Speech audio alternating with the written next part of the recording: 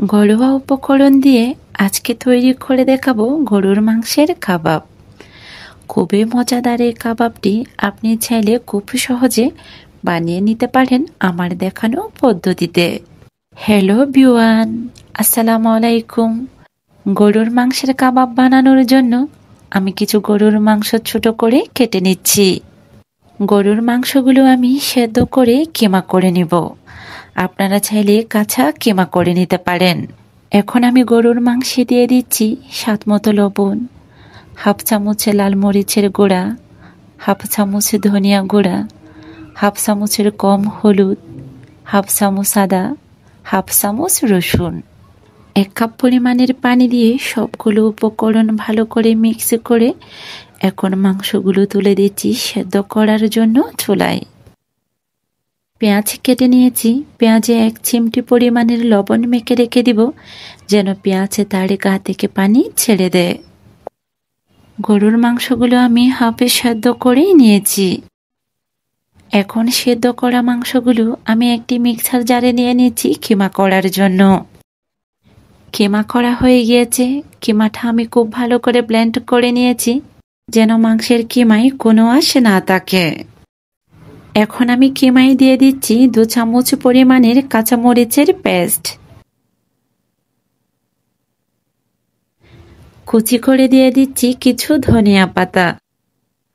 লবণ দিয়ে মেখে রাখা পেঁয়াজগুলো থেকে পানি চিপে ফেলে দিয়ে এখন কাবাবে অ্যাড করে দিচ্ছি। এরপরে দিয়ে দিচ্ছি আগুনে টেলে নেওয়া শাহি জিরার গুঁড়া, শুকনো লঙ্কা আর স্বাদ মতো লবণ। এখন দিয়ে দিচ্ছি একটি ডিম। কিমার মাংসগুলো আমি আগে সেদ্ধ করে নিয়েছি তাই ড্রাই হয়ে গিয়েছে। একটু আটালো হওয়ার জন্য আমি ডিম ব্যবহার করছি। ডিম দেওয়ার পর সবগুলো উপকরণ খুব ভালো করে মেখে নিচ্ছি। আমার কাবাব মাখানো হয়ে গিয়েছে। এখন একটু হাতে রান্নার তেল মেখে কাবাবগুলোকে তেলে দেওয়ার জন্য প্রস্তুত করে নিব। এক এক করে সবগুলো কাবাব তেলে দেওয়ার জন্য আমি প্রস্তুত করে নিয়েছি। কাবাব ভাজার জন্য দিয়ে দিচ্ছি রান্নার তেল আর ঘি।